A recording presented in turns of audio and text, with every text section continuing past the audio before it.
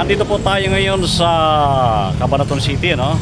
Kung saan ay makapanay po natin ang isang napakagwapo, napakahusay na tricycle driver ng Cabanatuan. Atin pong alamin ang kalagayan ng ayuda doon sa mga tricycle driver, kasi balita po pagkapaso ang lisensya ay malaki problema, hindi ma-approvean at non-proof.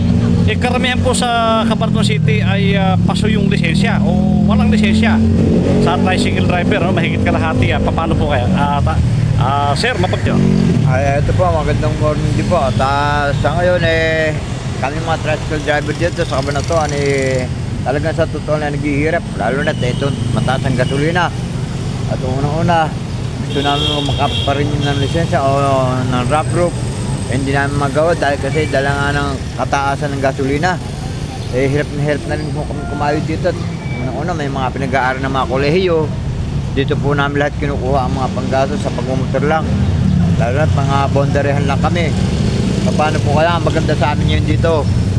Kami po yung naghihirap talaga.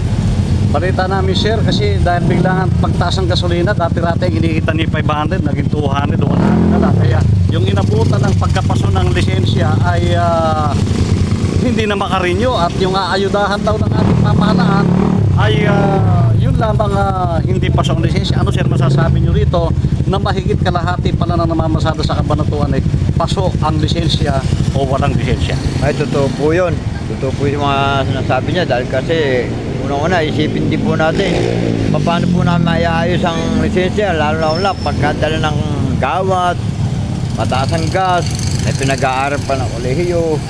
Doon po namin lahat kinukuha sa pagmumotor lang. Halos yung pagkain namin sa maghapon, ginagawa na lang ho namin dahil makalawang beses na sa maghapon. Anong barangay, sir, kayo sa Cabanatuan? Dito po sa Padre Burgos, Cabanatuan. Sir, baka meron akong hindi na itanong na karapat dapat malaman ng ating mga kababayan, maiparating na damdamin ng tricycle driver ng Cabanatuan. Nasa iyo, sir, ngayon ang pagkakataon, at kung nais mo pakilala ay pwede rin.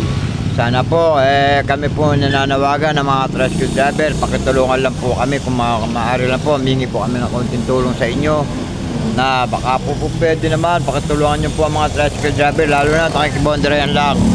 Dito lang po kami umaasa sa motor, sa aming pinag-aaral ng mga anak at mga pang-araw-araw ng gastusin sa bahay. Yun lang po.